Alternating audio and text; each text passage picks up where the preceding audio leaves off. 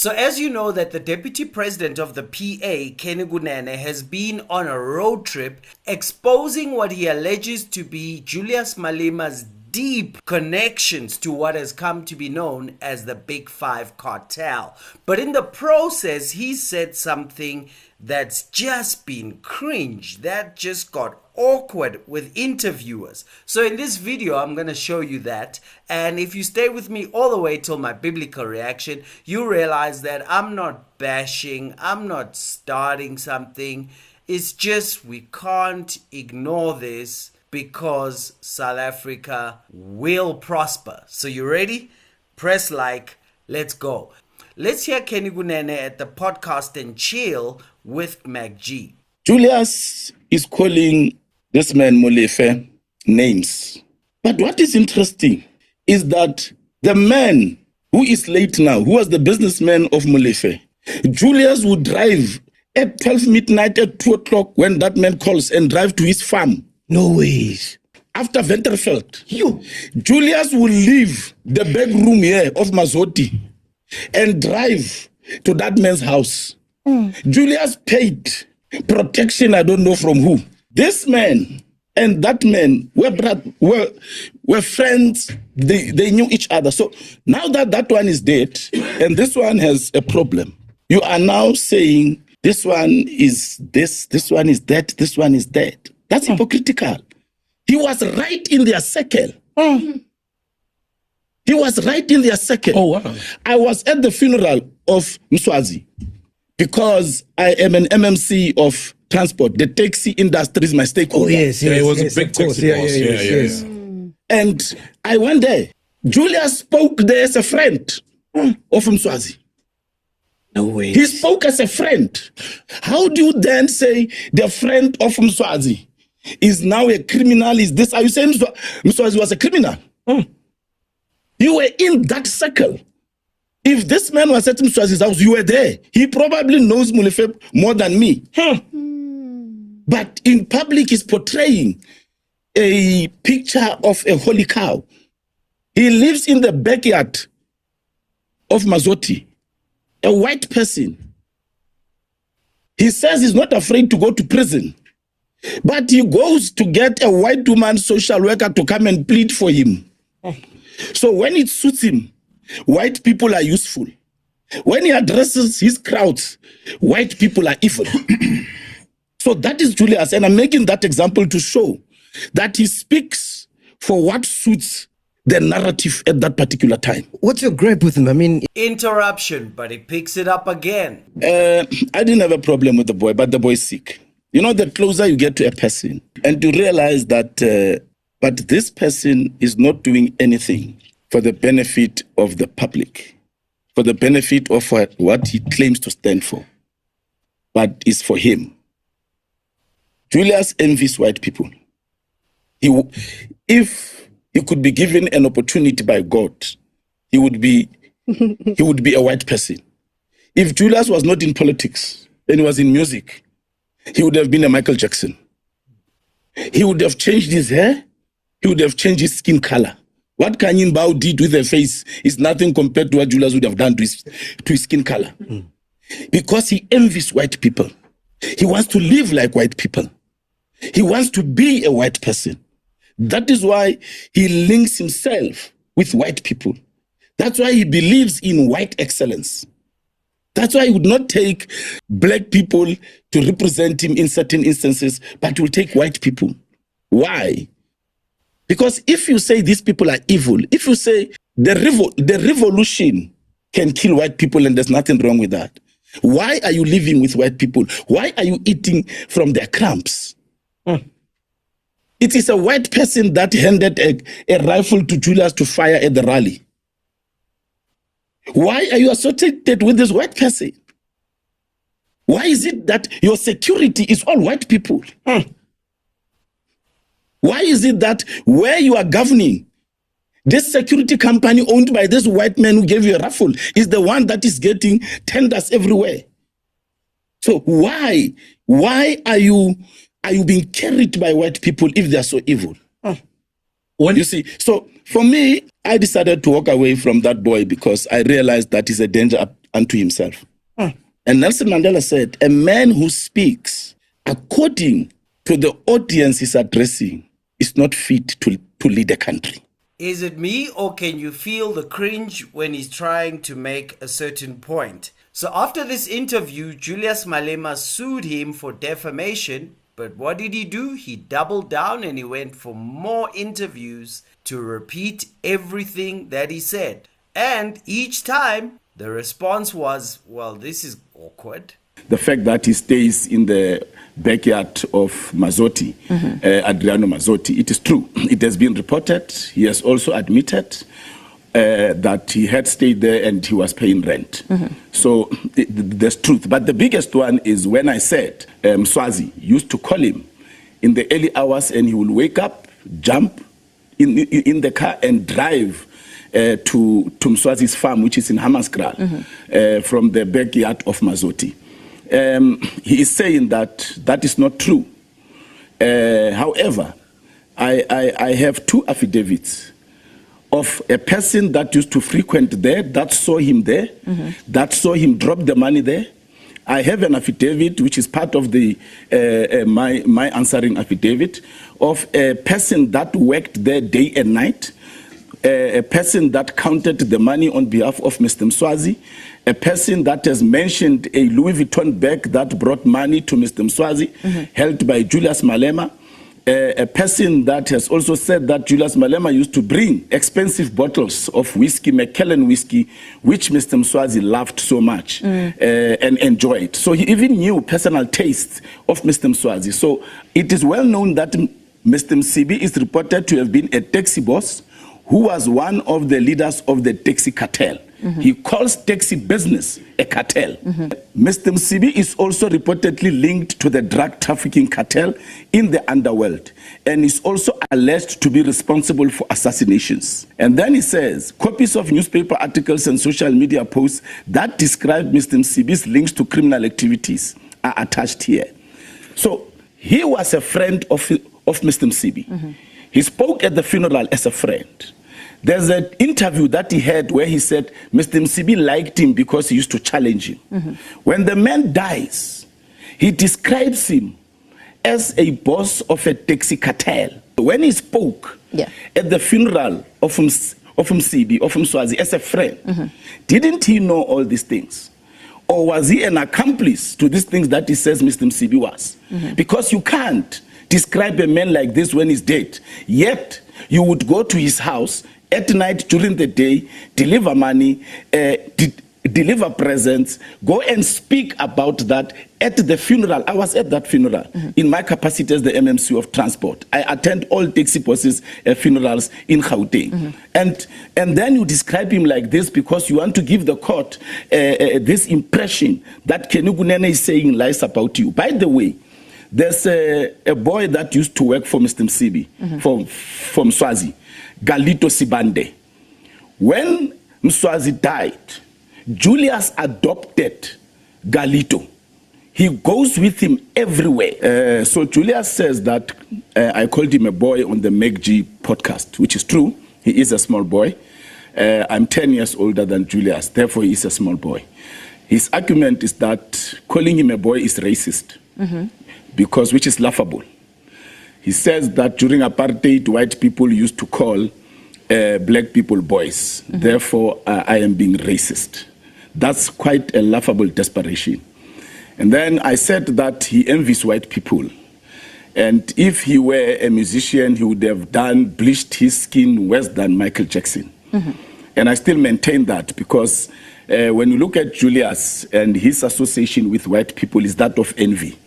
He does not hate them. When he's in front of EFF crowds, he pretends to hate white people when he actually envies them. Okay, so Mr. Kunene, let me ask you this. You've drafted a media statement. Okay, interrupted again. But let's go hear his next interview. Now, I called him a boy. And by the way, saying he's a boy, I'm elevating him. He's actually a small boy because I'm 10 years older than him. He's a small boy. He's never bought me any drink. I bought him drinks. He's a small boy. He says calling him a boy is racist because white people used to call black people during apartheid. That's laughable. It's a joke. It shows desperation. Number two, I said he's defaming me for saying that he envies white people. He envies white people. He doesn't hate them. He wants to be white. He uses white lawyers. He used a white social worker to go and plead for him. Yet he calls himself a revolutionary. Che Guevara never called an American to come and plead for his mercy. No revolutionary in the world has ever called anyone that he sees as an enemy to plead their case when they are faced with courts or death. So he's not a revolutionary. Look at how he treated his helper and how the helper dressed like those helpers in the United States of America when they were slaves. Look how he stayed at the back room of Mazzotti, which is another issue that is raising with me, that I'm saying that he cannot afford a home with his parliament salary. He went to DJ at the wedding of Mazzotti's daughter or son in Spain. He was the only black man amongst him and his wife. He was the only black man amongst white people there, busy DJing for white people. Which revolutionary does that? When you look at the house he's building in Sundown, the same paint, the matte paint of the wall of Mazzotti, the black matte paint, the oak wood that you see through the gate of Mazzotti in Hyde Park, the house he's building, which is said to be costing around between 45 and 50 million. He has already spent over 20 million. When you look at the fence of that house, it looks exactly like Mazzotti. You see the wooden finish through that house, the same as Mazzotti. So are you telling me this man doesn't envy white people? When he's in front of EFF supporters, he says revolution, there's nothing wrong with revolution when you kill white people in a revolution. Yet when white people invite him to give him some pennies, he goes to address them in the Western Cape. Yet he has gone to London a few years ago in 2016 to go meet with white people with a cap in hand to go and beg for the crumbs of some few cents. He wants to be white. And then the second point is this one of Mazzotti that is stayed in the backyard. It's a public knowledge. I don't know why he's suing me for it. Sunday Times reported, they showed an aerial view. He himself went public and said, no, my wife is staying there, she's paying rent. But if the wife is paying rent at your salary of parliament, the value of that house at some point was 52 million, of that property was 52 million. You and I know that a parliamentarian will never afford rental for a house that is in a 52 million property. And if his argument in this affidavit that I'm carrying here, Pamelo, his argument is that I'm saying he cannot afford a home with his parliament salary. Has his parliament salary afforded the house that he's building in Sundown, where 20 million has already been spent? They are doing the finishing touches inside, where there's an allegation that the architect of that house is the architect from Italy. And it's an allegation. But I'm saying to you, look at the man's life and who he uses. He keeps repeating this, and it just keeps getting awkward, and no single interviewer has engaged him on it. It kind of reminds me of something that Prince Mashele said 6 months ago. South Africa has been governed by, modern South Africa has been governed by 3 governments, and people actually can't make sense of these trends. It has been governed by the English. The English were the first to run this big thing when they began to have an interest, especially after the discovery of diamonds in now Kimberley. They took an interest in the whole thing. Before that period, it was the beggars. They were not even called the Afrikaners. They were mainly based in the Cape. They didn't venture into the north. I mean, they began to venture in the north after they were offended by the English, by the way, through the Great Trek. But the height of the South African Empire was facilitated through mining. And mining was actually built by 2 groups. It was built by the English and the Jews. They are the ones who actually modernized South Africa. Was it Cecil Rhodes? Rhodes was the vision man who wanted these grand schemes. Cape to Cairo. So mining was the height of it. The Afrikaners, when they took over, they added something to the South African Empire. They added parastatals, state-owned companies. Eskom and the like. Transnet and the like. That is the component that was added by the Afrikaners. The blacks, when they took over after 1994, they plundered the infrastructure that was created by both the English and the Afrikaners. That's what they did. Was that the beginning of the decline, or did it happen earlier? That was the beginning of When was the apex? The apex was somewhere around the 60s. The day I was born. Yeah, the 60s. Yeah, that was the height of apartheid. But at that stage, they had actually consolidated state power, and they had used state power to build parastatals. So that was the highest level of development of the South African empire. The English and the Jews at that, the mining industry was way developed by that time. So the final stage was the consolidation of state power, as well as the addition of parastatals as a component of the South African empire. And that facilitated the lifting of the Afrikaner nation out of poverty. So by the time we hit 1994, Afrikaners were no longer poor. They were now middle class and rich. So when the blacks took over, the hope was they were going to use state power to develop themselves as a group. They did not. What did they do? They actually, and this is the sin that was committed by the black elites, in the main, the ruling class among the blacks, the ANC. Instead of asking themselves, what is it that what component can we add to the economy? They didn't ask themselves that question. They said, how can we get into the white man's tent? That's when BE comes in. So the elites wanted to run into the white man's tent to be accommodated. Instead of coming up with something new, a component that they would add and say, we are proud as a nation. This is what we have added. Just like the Afrikaners added parastatals. So the blacks did not add anything because they wanted to be included. A guy like Cyril Ramaphosa, your Mutsepe, they co-opted a few of them and kept them in the tent. That meant that black people couldn't rise economically. So if you look at the South African economy and say, over the past 30 years, what is it that black people have added? In the main, black people have been consumers. They have not been creators of wealth. But can that needle turn? Yes, the needle can turn if as many black people as possible listen to this video. Someone sent me a video on TikTok and they were misusing the Bible and saying that when the children of Israel left Egypt, they took some of the money, and so the problem is black people didn't get to take some of the money out in 1994. Here's why that was an absolute disgusting twisting of what actually happened. The children of Israel did not take over Pharaoh's palace, because if they took over Pharaoh's palace, there is no need for money when you have state power. Prince Mashele says first the English built the mining. When the Afrikaners took over, they didn't do AEE, Afrikaner Economic Empowerment Policy, like BEE, where they say, we want your mine, because you want treated us badly. They had state power. They used it to build state-owned enterprises. What did the ANC do when they came in?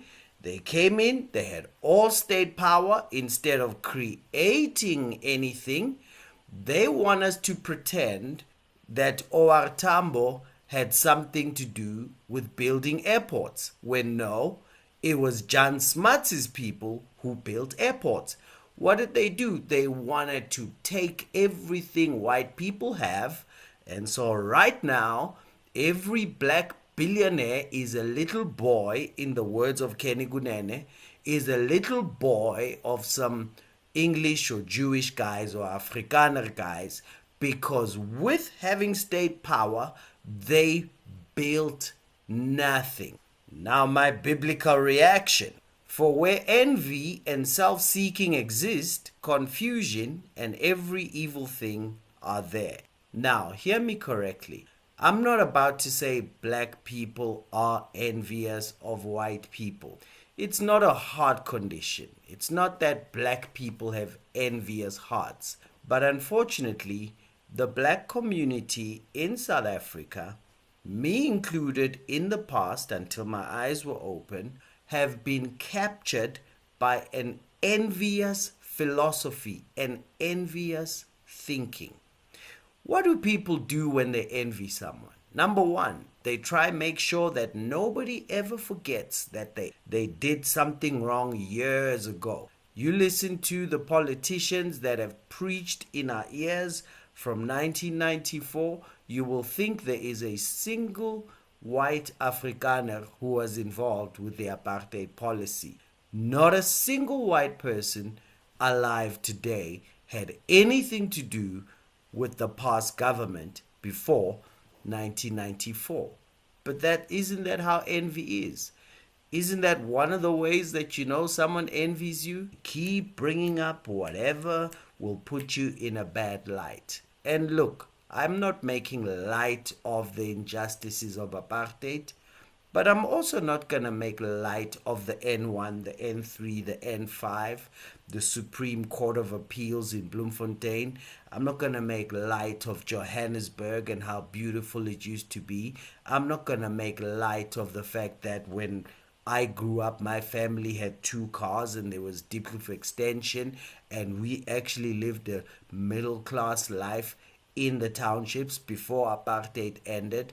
I'm not going to make light of the fact that I like that we have beautiful airports. I'm not going to make light of the fact that we actually have the best road system in Africa that was actually copied from how the road system was built in America. I'm not going to make light of that either, as much as I'm not going to make light of the atrocities of apartheid.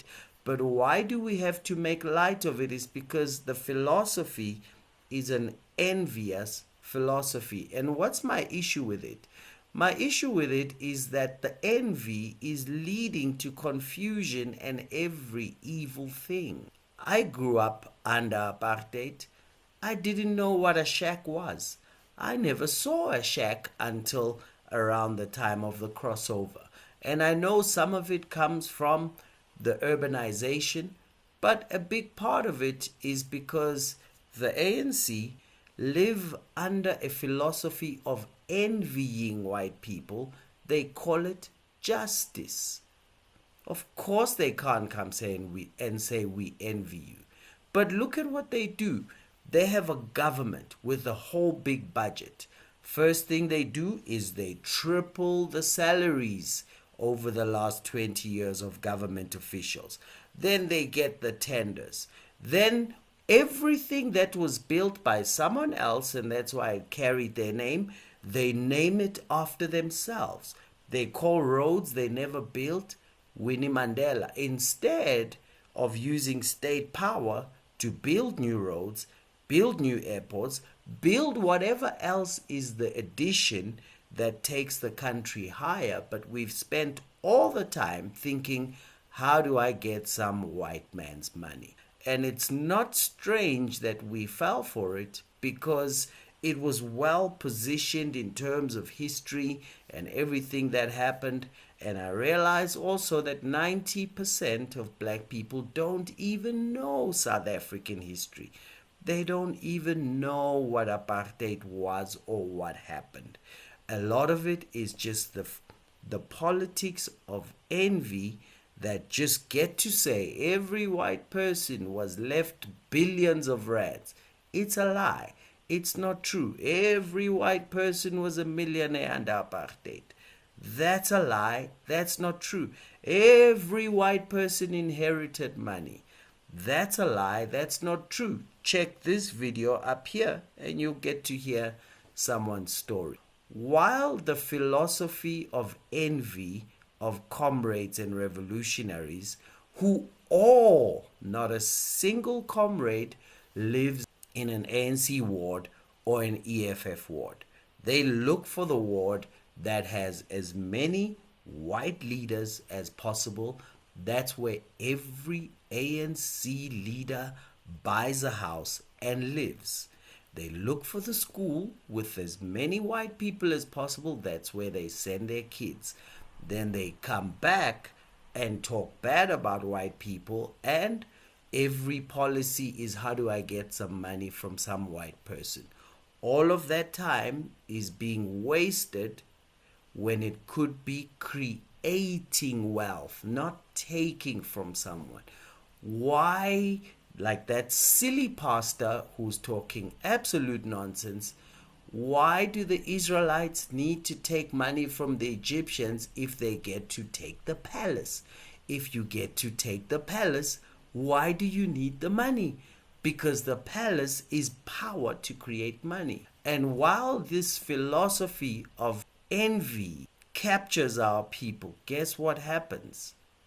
The shacks keep growing. The shacks keep growing. The shacks keep growing. So please share this with any South African person that you know and let them hear me say this. Please, let's not fall for the envy of white people. These are our brothers. They are co-citizens. They're here to stay. So we might as well vote for parties that will create a better life for everyone, because envious people never move forward, they never do better, they never rise, they never make it in life. Every time you see a shack after today, know this is the price of envy, and it's very, very, very costly. That's why I keep repeating about the source of the philosophy of envy, that no man can serve two masters, because either he'll love the one or hate the other, or he'll despise the one and honor the other. You cannot serve God and Karl Marx. It's only when we start to look forward with vision and stop calling envy justice. Look forward with vision and set proper goals and create instead of trying to take from others and coming up with lies about how 7% of the population owns 70% of the land. It's just a nonsense, envious lie. It's just ridiculous. It doesn't even make sense. And it's a twisting of a 2016 report that because of envy, you pretend you don't know that you can go to any place now and find a chief and get land. You pretend you don't know that the Zulu kingdom is the largest owner of one portion of land. You pretend all of that away when you are driven by envy. And maybe not in your heart, but it's the politics that have indoctrinated black people in South Africa. And the sad thing is, they get to be the ones with cousins on Nyaupe. They get to be the ones who live in the dehumanizing shack places that rise every day. And so, from my heart to you, please, can we just vote for South African prosperity and let go of the envy? Why should we envy co-citizens who are keen to just work together and make everybody's life better? I know they'll say, no, but they're just racist. They want to keep the money. When a country prospers, they'll still make more money. But here's the thing. If you lose the envy, you realize you make more money too. Why sabotage money you could be making because you want to make sure someone else loses it? And unfortunately, this is the policy of the ANC. I just thought I'll give a heart to heart, and I hope I don't sound like I'm bashing, but let me hear your thoughts below. Let's make history together. Cheers.